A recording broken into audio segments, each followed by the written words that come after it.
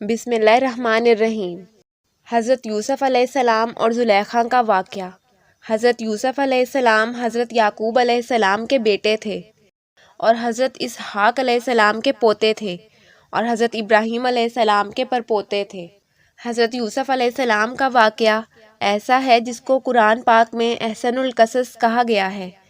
حضرت زلیخا کیسے حضرت یوسف علیہ السلام کے عشق میں مبتلا ہوئی اور گناہوں کی طرف مائل ہو گئی، اور پھر جب سچی توبہ کی اور پھر حضرت یوسف اور حضرت زلیخا کی شادی ہو گئی۔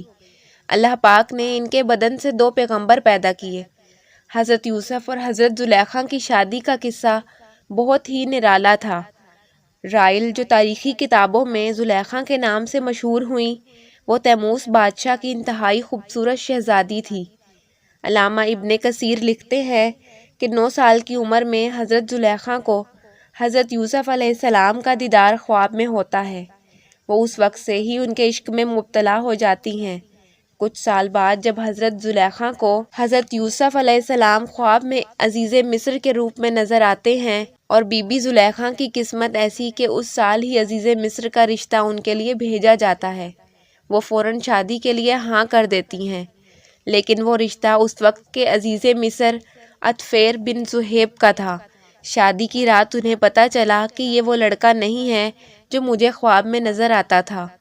کچھ عرصے بعد حضرت یوسف علیہ السلام بکنے کے لیے مصر کے بازار میں لائے جاتے ہیں، اور زلیخا کے شوہر عطفیر بن زہیب حضرت یوسف کو خرید لیتا ہے اور گھر لے آتا ہے۔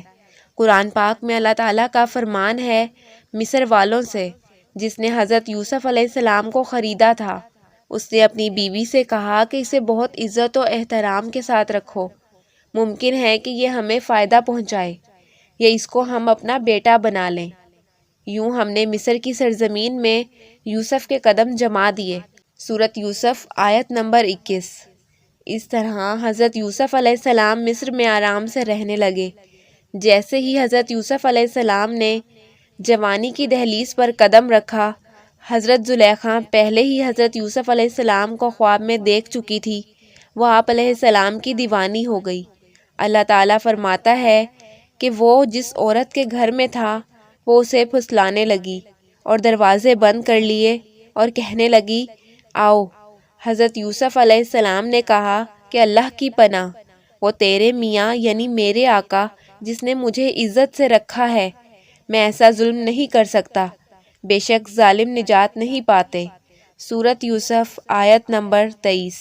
زلیخا دروازہ بند کر کے اپنی خواہش پوری کرنا چاہتی تھی۔ حضرت یوسف علیہ السلام دروازے کی طرف بھاگے اور اللہ تعالیٰ کے حکم سے دروازے کھلتے گئے۔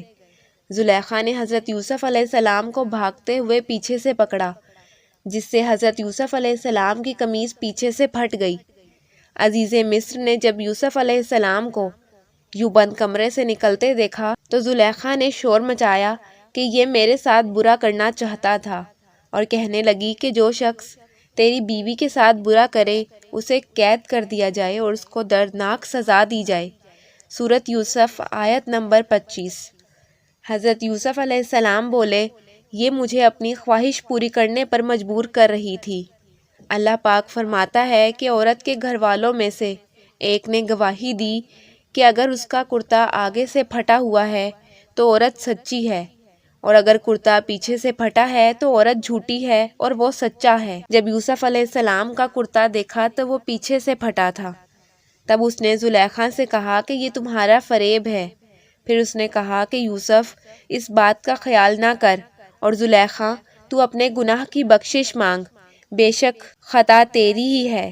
یہ واقعہ بہت مشہور ہو گیا اور شہر کی عورتیں زلیخا کو برا بھلا کہنے لگیں کہ وہ تو اپنے غلام کے عشق میں مبتلا ہو گئی ہے، اور شہر میں چرچا ہو گیا کہ عزیز مصر کی عورت اپنے غلام کے عشق میں مبتلا ہے۔ زلیخا نے تنگ آ کر تمام عورتوں کی ایک دن دعوت کی اور سب کو پھل تراشنے کے لیے پکڑا دیے، اور ساتھ ہی یوسف علیہ السلام کو سامنے لا کھڑا کر دیا۔ ان عورتوں نے حضرت یوسف علیہ السلام کی خوبصورتی میں مدہوش ہو کر پھلوں کی بجائے اپنی انگلیاں کاٹ ڈالی۔ زلیخا بولی، یہ وہی غلام ہے جس کے بارے میں تم مجھے برا بھلا کہہ رہی تھیں۔ میں نے اس سے اپنا مطلب پورا کرنا چاہا، لیکن اس نے خود کو روک لیا۔ زلیخا نے منت سماجت کی کہ اس کی بیوی کی عزت پورے شہر میں داؤ پر لگ گئی ہے۔ عزیز مصر نے حضرت یوسف علیہ السلام کو قید میں ڈال دیا۔ پھر 7 سال بعد ایک انتہائی عجیب و غریب عزیز مصر کے خواب کی تعبیر بتانے پر حضرت یوسف کو رہائی مل گئی۔ عزیز مصر نے پہلے ہی تمام اختیارات یوسف علیہ السلام کے حوالے کر دیے۔ اس کی وفات کے بعد ریان بن ولید نے حضرت یوسف کو عزیز مصر بنا دیا۔ عزیز مصر کی وفات کے بعد زلیخا محتاج ہو چکی تھی اور آنکھوں کی بینائی بھی چلی گئی تھی۔ کسی نے مشورہ دیا کہ یوسف علیہ السلام، جو کہ اب عزیز مصر بھی تھے، ان سے اپنا معاملہ بیان کرو، ہو سکتا ہے وہ آپ پر مہربان ہو کر آپ کو غنی کر دیں، کیونکہ آپ نے بھی ان کا خیال رکھا تھا اور عزت دی تھی۔ پھر کسی نے کہا کہ آپ ایسا نہ کریں، اگر ان کو آپ کا وہی سلوک یاد آ گیا جب انہیں تکلیف کا سامنا کرنا پڑا تھا، تو وہ بھی آپ کے ساتھ ویسا ہی سلوک کریں گے۔ زلیخا نے کہا کہ میں ان کی کرم نوازی کو جانتی ہوں۔ چنانچہ زلیخا ان کی گزرگاہ میں بیٹھ کر انتظار کرنے لگی۔ جب آپ قوم کے 1,00,000 معزز لوگوں اور مشیروں وزیروں کے ساتھ نکلے، بی بی زلیخا نے یوسف علیہ السلام کی خوشبو محسوس کی اور کھڑی ہو گئی اور آواز دی کہ پاکی ہے اس کے لیے جس نے مصیبت کے سبب بادشاہ کو غلام اور اطاعت کے سبب غلام کو بادشاہ بنا دیا۔